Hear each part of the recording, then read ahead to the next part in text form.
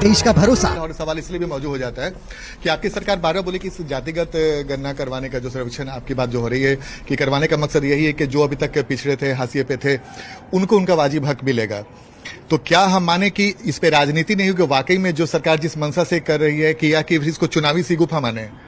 काहे चुनाव, हम तो ऑलरेडी, हमारे नेता तो नीतीश कुमार जी ऑलरेडी इस पर काम कर रहे हैं। अति पिछड़ा विभाग था क्या पहले इसके? बिहार में 2007 के पहले कोई अति पिछड़ा विभाग भी था? क्यों बनाया गया? उनकी सोच नहीं। पहली बात यह है कि आप इसको बोल रहे हैं चुनावी सगुफा तो नहीं होगा, ये क्यों किया गया? दो बार प्रधानमंत्री से मिले, दो बार आग्रह किया, सबको ऑल पार्टी मीटिंग बुलाई, उनको ये लगा तब ना। Who has taken the initiative? Even की ये बात उनके दिमाग में, किसके दिमाग में आई?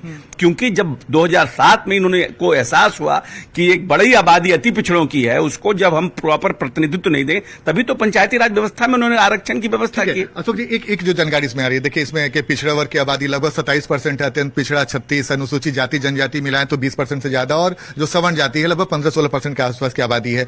तो इसके हिसाब से हम आने वाले समय में क्या कुछ परिवर्तन देख सकते हैं? करना चाहिए परिवर्तन। आनंद, मैं आपके पास पहुंच रही हूँ, आपके पास लौट रही हूँ और जानेंगे कि इससे कितना बदलाव और कितनी तब्दीलियां जो है इस रिपोर्ट के सार्वजनिक होने के बाद सामने आ जाती हैं। लेकिन इस वक्त बिहार के मुख्यमंत्री नीतीश कुमार की तरफ से सोशल मीडिया प्लेटफॉर्म एक्स पर जो लिखा गया है वो जरा जान लीजिए। मुख्यमंत्री नीतीश कुमार ने कहा है कि आज गांधी जयंती के शुभ अवसर पर बिहार में कराई गई जातीय आधारित गणना के आंकड़े प्रकाशित कर दिए गए हैं। जातीय आधारित गणना के कार्य में लगी हुई पूरी टीम को बहुत बहुत बधाई। तो ये मुख्यमंत्री नीतीश कुमार की तरफ से इस वक्त एक्स प्लेटफॉर्म पर जाकर अपने विचार रखे गए हैं। हमारे साथ जेटीयू के मुख्य प्रवक्ता जो है नीरज जी, वो जुड़ चुके हैं। नीरज जी, बहुत स्वागत। बहुप्रतीक्षित कह लीजिए, बहुत लंबा इंतजार कह लीजिए, उस इंतजार के बाद जातीय गणना की रिपोर्ट सामने है। अब ये रिपोर्ट को लेकर क्या आने वाले वक्त में जिसकी जितनी आबादी उसकी उतनी भागीदारी होगी? हैं और 5 अति पिछड़ा समुदाय के हैं। नीतीश कुमार जी ने ये रिपोर्ट सार्वजनिक करके जो लोग मुहूर्त देख रहे थे, भारतीय जनता पार्टी के लोग कब जारी होगा, लज्जा लगा? अब यह लगा कि नीतीश कुमार जी जो कहते हैं तो करते हैं। उन्होंने अगर कहा था कि जाति सर्वे कराएंगे, तमाम पेचीदगियों के बावजूद अटॉर्नी जनरल अपीयर हो रहे थे सुप्रीम कोर्ट में, बिना पक्षकार रहे, रोकने की हर कवायद हुई, लेकिन सत्य की जीत हुई। और आज 2 अक्टूबर है। राष्ट्रपिता महात्मा गांधी के चरणों में शीश झुकाते हुए उन्होंने कहा था कि समाज के निचले पायदान पर जो व्यक्ति है उसके आंख के आंसू पोंछना है। तो नीतीश कुमार जी ने तो वो करके दिखाया। अब केंद्र सरकार ने जल्दी से लागू करे, अब विलंब के ही कारण कीजिए। हमारे साथ इस वक्त नीरज जी बने रहिए, हमारे साथ अरविंद जी जुड़ चुके हैं बीजेपी से। अरविंद जी, बहुत स्वागत है आपका। नाना कहते, हाँ कहते, लब्बो लुआब घूम फिर कर आंकड़े तो सामने हैं। आंकड़ों को देखने के बाद बार बार एक ही सवाल कि आखिर इन आंकड़ों के बाद बदलेगा क्या? जनता को क्या हासिल होने वाला है? देखिए, हम लोग पहले तो ये जातीय जनगणना का जो प्रस्तुति हुआ है इसका स्वागत करते हैं, लेकिन ये किस मैकेनिज्म पे ये जातीय जनगणना हुई है बिहार में, कितना सही तरीका से हुई है, कितना गलत तरीका से हुई है। कुछ ऐसी जातियां हैं जो बहुत निचले स्तर पे उनका जनसंख्या बढ़ा नहीं है, गरीबी का क्या हाल है और रोजगार का क्या हाल है।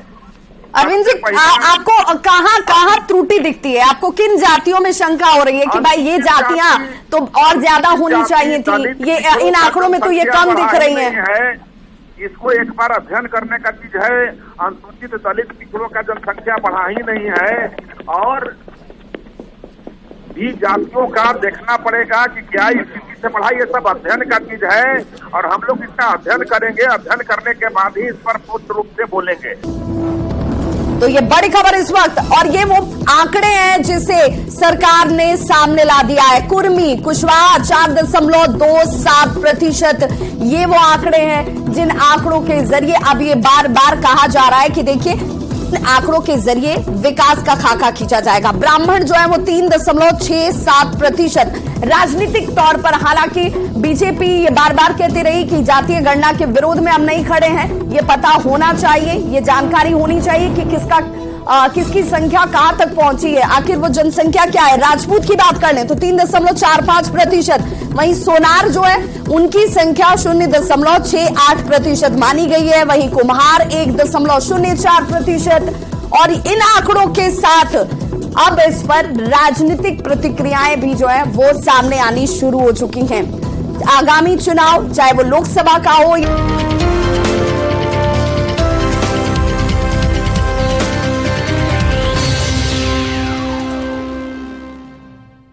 Headlines presented by Elegant Steel, India's #1 QST bar, देश का भरोसा। झारखंड मंत्रालय में नियुक्ति पत्र वितरण समारोह, सीएम ने 93 उम्मीदवारों को सौंपा नियुक्ति पत्र। कल ईडी दफ्तर में हाजिर नहीं होंगे सीएम हेमंत सोरेन, पलामू में मेधा डेयरी का करेंगे उद्घाटन। झारखंड में भी उठी जातीय गणना की मांग, जेएमएम, कांग्रेस और आरजेडी ने मांग का किया समर्थन। दिल्ली पुलिस की गिरफ्त में आए आईएसआईएस के 3 संदिग्ध आतंकी का झारखंड कनेक्शन, बड़े ब्लास्ट की थी प्लानिंग। धनबाद पुलिस ने कुख्यात प्रिंस गैंग के 4 अपराधी को किया गिरफ्तार, पिस्टल, कारतूस, बम और मोबाइल बरामद।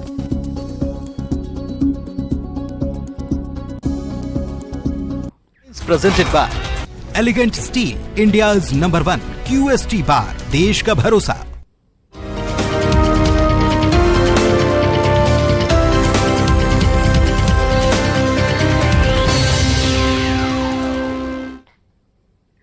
नमस्कार, आप देख रहे हैं जोहार झारखंड, आपके साथ मैं हूं शिप्रा झा। ईडी ने पूछताछ के लिए सीएम हेमंत सोरेन को कल तलब किया है। हालांकि मुख्यमंत्री हेमंत सोरेन कल भी ईडी दफ्तर जाने की संभावना नहीं है। हालांकि ईडी के समन के खिलाफ मुख्यमंत्री हेमंत सोरेन ने पिछले सप्ताह ही झारखंड हाईकोर्ट का दरवाजा खटखटाया था, पर इस पर अब तक सुनवाई नहीं हो सकी है। उम्मीद की जा रही है कि सीएम के वकील कल इस याचिका पर मेंशन यानी कि जल्द सुनवाई की मांग कर सकते हैं। जमीन से जुड़े मामले में पूछताछ के लिए ईडी ने सीएम हेमंत सोरेन को 5वां समन जारी किया है, पर सीएम ने पीएमएलए की धारा 50 के तहत पूछताछ को चुनौती दी है। दरअसल इस धारा के तहत पूछताछ के दौरान जांच एजेंसी किसी को गिरफ्तार भी कर सकती है। भरसक प्रयास होता है केंद्र की सरकार का अपने एजेंसियों का दुरुपयोग करते हुए कैसे प्रताड़ित और परेशान किया जाए एक लोकप्रिय मुख्यमंत्री को। तो इस बार हम फिर न्याय के दरवाजे पर हैं और मुझे लगता है कि न्यायालय का इंतजार करना चाहिए सभी पक्षों को, और माननीय मुख्यमंत्री अपने लीगल टीम के टच में हैं। जैसा परामर्श, जैसी परिस्थितियां होंगी वैसा निर्णय लिया जाएगा।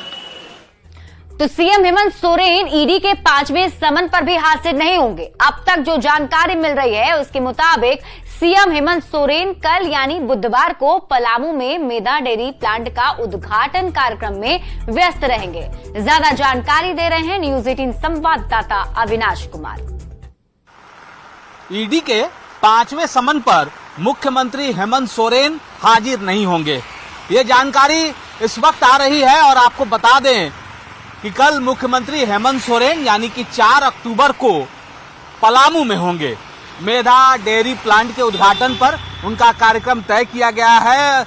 और अब ये कहा जा रहा है कि जो पहले से जो आशंकाएं थी, जिसको लेकर संशय पहले से बरकरार था, वो कहीं ना कहीं अब स्पष्ट होता हुआ दिख रहा है। और ये कहा जा रहा है कि मुख्यमंत्री हेमंत सोरेन ईडी के 5वें समन पर भी हाजिर नहीं होंगे। इससे पहले जो 4 समन उन्हें भेजा गया था जमीन के खरीद बिक्री को लेकर वो हाजिर नहीं हुए थे। वो कोर्ट भी गए हैं, पहले सुप्रीम कोर्ट गए, फिर हाई कोर्ट गए, और हर बार उनके जो दूत हैं, मतलब अगर हम सीएम सचिवालय के डाक कर्मी की बात कर लें, जो सूरज नाम का जो कर्मी है, वो लगातार हर बार हर समन के बाद मुख्यमंत्री सचिवालय से जो मुख्यमंत्री का पक्ष होता है वो जरूर इसी ईडी दफ्तर तक पहुंचाने का काम उसने किया है, और कल भी उसी पर सबकी निगाहें टिकी होंगी कि क्या फिर एक बार जो सीएम सचिवालय कर्मी हैं वो इसी ईडी दफ्तर में आएंगे। लेकिन जो सबसे बड़ी खबर है वो ये है कि मुख्यमंत्री हेमंत सोरेन ईडी के 5वें समन पर भी ईडी दफ्तर हाजिर नहीं होने वाले हैं, और वो पलामू में एक कार्यक्रम में व्यस्त रहेंगे। और अब ये देखना होगा कि इसके बाद ईडी के द्वारा क्या कुछ किया जाता है, ईडी के अधिकारियों के द्वारा क्या उन्हें फिर से कोई समन भेजा जाएगा। जो इस वक्त झारखंड हाई कोर्ट में ये मामला चल रहा है उसमें कोई सुनवाई होगी, तो थोड़ा इंतजार करना होगा। लेकिन मुख्यमंत्री हेमंत सोरेन ईडी दफ्तर नहीं आ रहे हैं। कैमरा पर्सन संत के साथ अविनाश कुमार, न्यूज 18 रांची। झारखंड मंत्रालय में सीएम हेमंत सोरेन से नेशनल ताइक्वांडो चैंपियनशिप में गोल्ड मेडल जीतने वाले गुमला के खिलाड़ियों को शुभकामनाएं दी। झारखंड के 27 खिलाड़ी दिल्ली और मध्य प्रदेश में लगने वाले नेशनल कैंप में जल्द ही शामिल होने वाले हैं। इनमें से 9 खिलाड़ी गुमला के हैं। इन खिलाड़ियों ने इंटरनेशनल चैंपियनशिप में भी गोल्ड मेडल जीतने का दावा किया। आज मैं यहाँ गुमला के सभी खिलाड़ी हैं और ये सभी खिलाड़ी नेशनल में गोल्ड लिए हैं, और बिरसा मुंडा ओपन नेशनल हम लोग यहाँ कराए थे 2 से 5 सितंबर को। उस प्रतियोगिता में एज ए मुख्य अतिथि हमारे माननीय मुख्यमंत्री महोदय को आना था, लेकिन वो नहीं आ पाए, तो उनका मोमेंटो उनको दिया गया। और ये सभी इंडिया कैंप के लिए, दिल्ली के लिए और एमपी के लिए 2 जगह कैंप होगा, अंडर 14 और 17 का। उस कैंप में ये लोग भाग लेंगे। हम सब लोगों ने गोल्ड मेडल लेके आया है, इसलिए हम सब इंडिया कैंप के लिए जा रहे हैं, और हम सब ये कोशिश करेंगे कि हम सब इंटरनेशनल भी खेलें और आगे और अच्छा करें। झारखंड के मुख्यमंत्री हेमंत सोरेन ने 93 उम्मीदवारों को सरकारी नौकरी का तोहफा दिया है। रांची के झारखंड मंत्रालय में हुए नियुक्ति पत्र वितरण समारोह में सीएम ने सभी को ज्वाइनिंग लेटर बांटा। नियुक्ति पत्र वितरण समारोह के मुख्य अतिथि के रूप में हमारे बीच ज्ञापन हो रहा है। आदरणीय माननीय मुख्यमंत्री जी का और जोरदार। झारखंड में एक बार फिर बहाली की बहार आई है। झारखंड मंत्रालय में हुए समारोह में नगर विकास और आवास विभाग के 47 सहायक अभियंता और वाणिज्य कर विभाग के 46 निम्न वर्गीय लिपिक को नियुक्ति पत्र मिला। मुख्यमंत्री हेमंत सोरेन ने 93 उम्मीदवारों को ज्वाइनिंग लेटर थमाया, साथ ही हर बेरोजगार को रोजगार से जोड़ने का वादा दोहराया। पहली बार कई विभागों में नियुक्ति होना, आप अंदाजा लगा सकते हैं कि जो हमारे विपक्ष लोग सड़कों पे उतरकर विकास की अपनी ढिंढोरा पीट रहे हैं, किस बात के लिए पीट रहे होंगे, आप लोग अंदाजा लगा सकते हैं। और ये पहला अवसर नहीं है,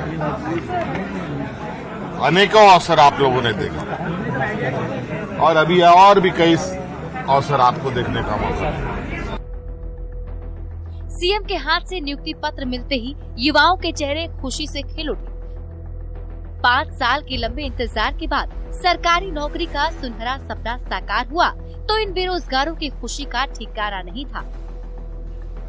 सहायक अभियंता और लिपिक की नौकरी मिलने से खुश इन उम्मीदवारों ने जनता की सेवा के साथ साथ सरकार से मिली जिम्मेदारी हर हाल में निभाने की बात कही। ये हम लोग का 5 साल का इंतजार है, और आज बहुत खुशी का दिन है हम लोग के लिए। हम ये सब बोल नहीं सकते हैं कि हम लोग कितने खुश हैं।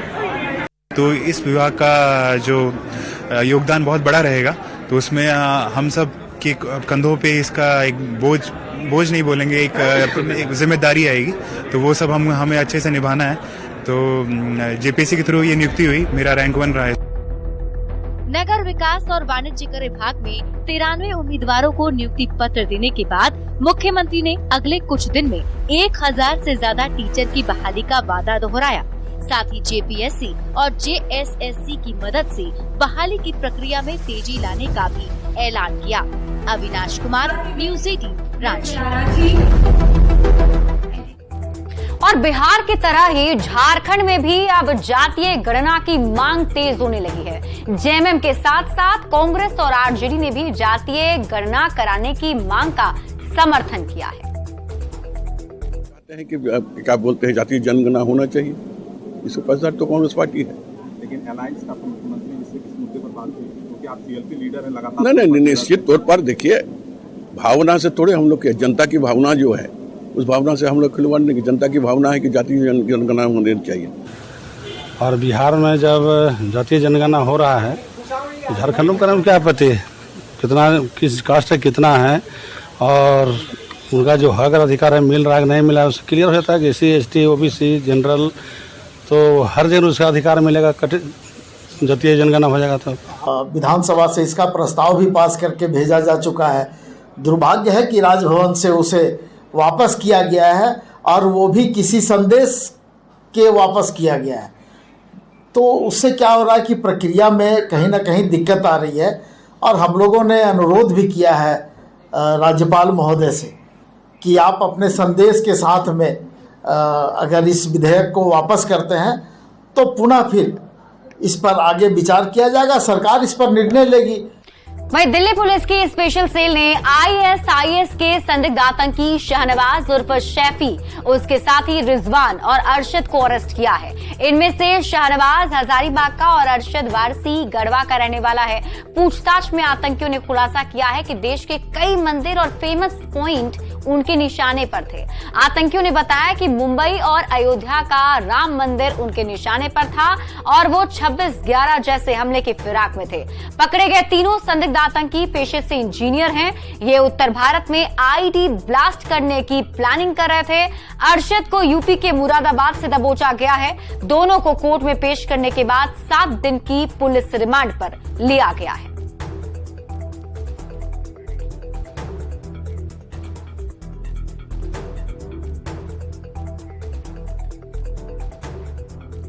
और दिल्ली पुलिस की स्पेशल सेल के गिरफ्त में आए ISIS का संदिग्ध आतंकवादी मोहम्मद शाहनवाज मूल रूप से हजारीबाग के पेलावल के आजाद नगर का रहने वाला है। उसने गुजरात की हिंदू युवती बसंती पटेल से शादी की और शादी के बाद पत्नी का धर्म परिवर्तन करवा दिया। इसके बाद बसंती का नाम मरियम कर दिया। शाहनवाज और उसके साथी आतंकियों की साजिश नॉर्थ इंडिया को दहलाने की थी। इसके लिए इन आतंकवादियों ने पुणे के जंगल में बम ब्लास्ट की प्रैक्टिस भी की थी। उसकी गिरफ्तारी की खबर से हजारीबाग में खलबली मची हुई है। ज्यादा जानकारी दे रहे हैं न्यूज 18 संवाददाता सुशांत सोनी। दिल्ली पुलिस के स्पेशल सेल ने ISIS संगठन के 3 सक्रिय उग्रवादियों को गिरफ्तार कर लिया है। दरअसल उसमें से एक मोहम्मद शाहनवाज नामक जो सक्रिय संगठन के जो है सदस्य रहे हैं, उनका जो संबंध है हजारीबाग से रहा है। दरअसल उनका जो घर है हजारीबाग के पेलावल थाना क्षेत्र के वो रहने वाले हैं। इनके परिजनों के अलावा जो आसपास के लोगों से बात करने की कोशिश की गई तो साफ तौर पर जो है इनके बारे में कुछ भी कहने से जो है साफ बचते नजर भी आए। हालांकि इस संदर्भ में जो हजारीबाग SP मनोज रतन चौथे से भी बात की गई तो उन्होंने बताया कि इनका जो है विभाग के द्वारा इन्हें जो है निर्देश मिला था कि जुलाई से ही जो है इन पर जो है पूरी अच्छी तरीके से नजर रखनी है, लेकिन उनका आगमन जो है हजारीबाग में नहीं हुआ। हालांकि इनके इस मामले को लेकर जो हजारीबाग पुलिस भी जो है काफी अलर्ट मोड पर है। इसके अलावा अगर उनकी शैक्षणिक योग्यता की बात की जाए तो उन्होंने BTech किए हुए, इसके अलावा उन्होंने इंजीनियरिंग की भी पढ़ाई की है।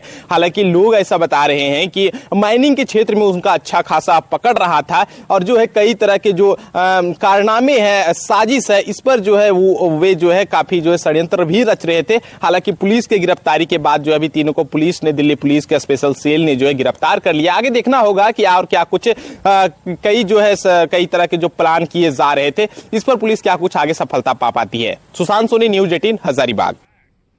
बढ़ते हैं आगे। धनबाद के व्यवसायियों को वासेपुर के गैंगस्टर प्रिंस खान और मेजर के नाम पर धमकी देने वाले रंगदारी नेटवर्क को ध्वस्त करते हुए पुलिस ने 4 अपराधी को गिरफ्तार कर लिया है। इनके पास से 6 ऑटोमेटिक पिस्टल, 56 कारतूस, 2 बम, 3 मोबाइल और बाइक सहित कई सामान बरामद किए गए हैं।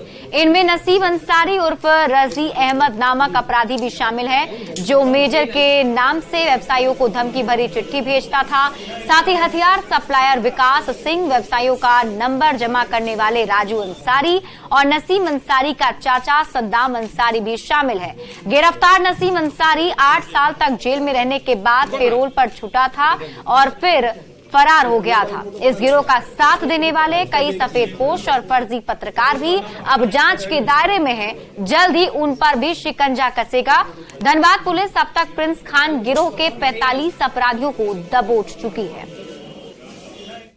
लकीली इन दोनों व्यक्ति जो शामिल थे, जो मेजर के छदम नाम से काम कर रहा था और दूसरा जो हथियार का मुख्य सप्लायर था, वहां तक हम लोग अनुसंधान के क्रम में पहुंचे। दोनों की गिरफ्तारी हुई है।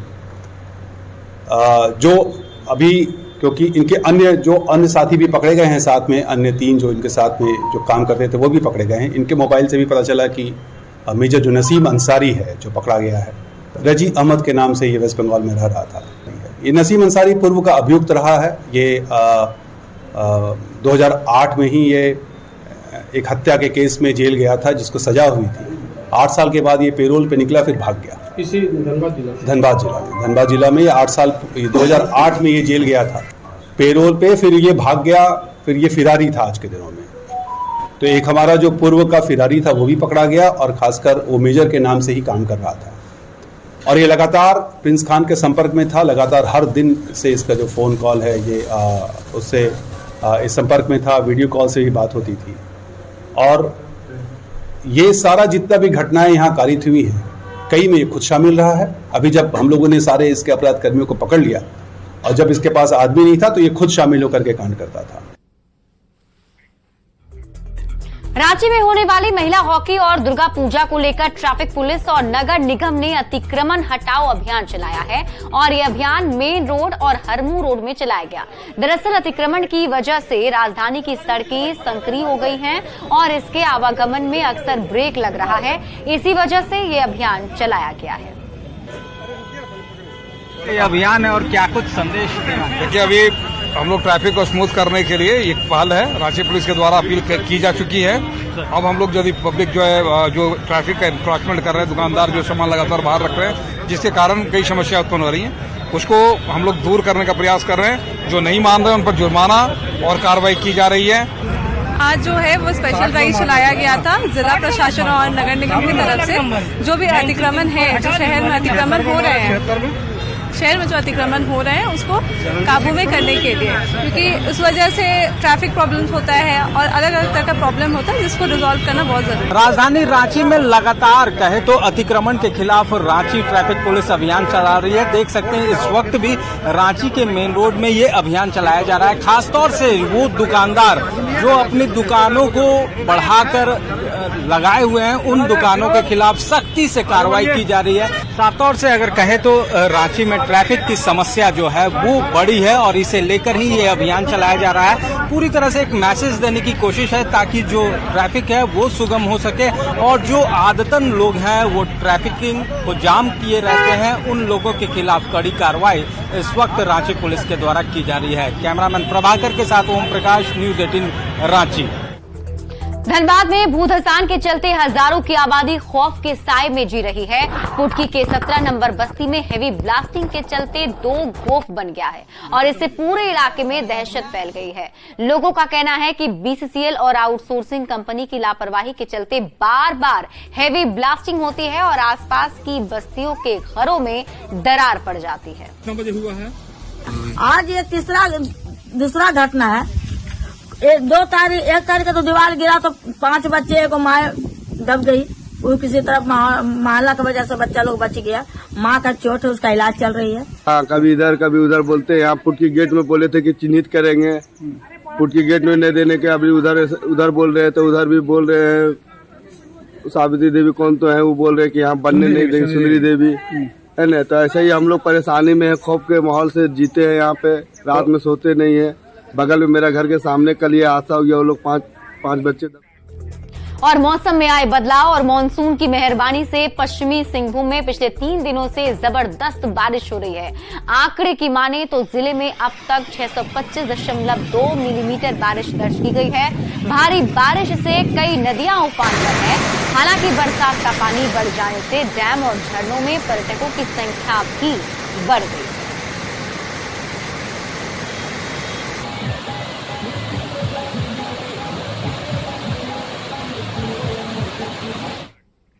रांची में लौटती मानसून की बारिश ने निचले इलाकों में बाढ़ जैसे हालात पैदा कर दिए हैं। ऐसे में बाढ़ प्रभावित इलाकों के कई लोगों को अपना घर छोड़कर किराए के मकान में शिफ्ट होना पड़ा है। कटहल मोड़ के दीपा टोली की रहने वाली शकीला बेगम का घर पूरी तरह डूब गया है और उन्हें किराए के घर में जाना पड़ा। दीपा टोली से पानी निकालने का कोई मुकम्मल ड्रेनेज सिस्टम नहीं है, इसलिए हर साल बारिश के मौसम में यहाँ ऐसे ही हालात हो जाते हैं। आपको इस समय राजधानी रांची के कटहल मोड़ के दीपा टोली में है, जहां एक घर को आप देख सकते हैं कि ये घर तकरीबन 5 से 6 फीट ये घर जो है डूबा हुआ है और घर में जो प्रवेश का रास्ता है वो भी, उसका जो मुख्य द्वार जो है वो भी 5 फीट से ज्यादा पानी में डूबा हुआ है। लिहाजा रात में जब अचानक पानी बढ़ा तो पूरे घर के लोग जो है, शकीला जी हैं, शकीला बेगम पूरे घर को रात में ही छोड़ने को मजबूर हुई। अब बगल में घर में जाकर शिफ्ट हो गई, जो उन्होंने किराए पर पिछले 10 दिनों से ले रखा है। रात में जब पानी आया तो अचानक आप लोगों ने क्या किया? पानी आया तो हम लोग सब सर सामान छोड़ के निकल गए। हाँ, फिर क्या हुआ? दूसरा सामान छोड़ के निकल गए, फिर पानी घुस गया, पूरा सामान निकालने नहीं सके। दूसरा का घर में रह रहे हैं, उसमें भी सांप भी आ रहा पानी से तैरते हुए। तो पिछले कितने दिनों से आप अपने घर में नहीं हैं? 10 दिन से। 10 दिन से। तो घर में जो सामान है आपका, क्या आपने देखा कि सामान किस स्थिति में है? नहीं, कैसे देखेंगे, तो पानी भरा हुआ है तो कैसे देखेंगे। घर से गुजरने के 2 रास्ते हैं, दोनों रास्ते में पूरा पानी भरा हुआ है। सामान जिस स्थिति में छोड़ा गया था घर में, उसी स्थिति में आज भी है। पानी कुछ ज्यादा ही यहाँ पे भरा हुआ है।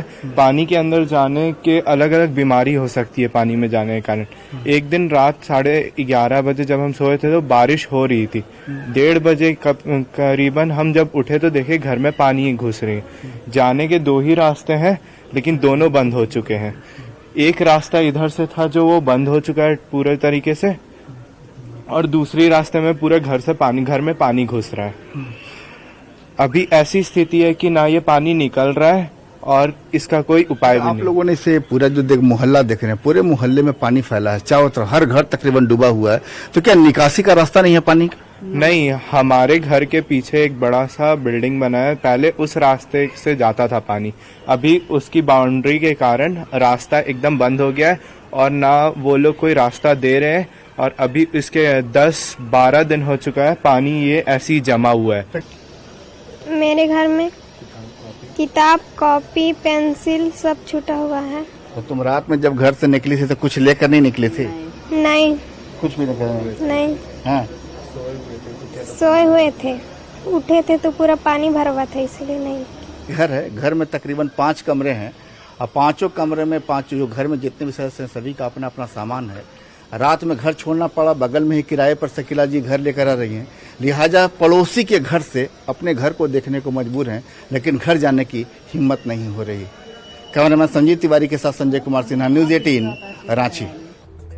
राजधानी रांची में लगातार बारिश से लोगों की परेशानी थमने का नाम नहीं ले रही है।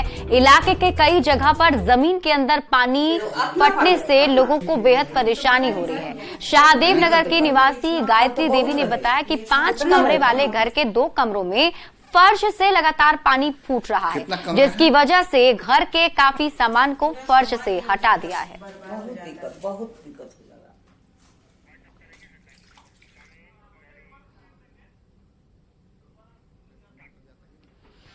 और फिलहाल इस बुलेटिन में अभी के लिए बस इतना ही। आगे देख लेते हैं हेडलाइंस।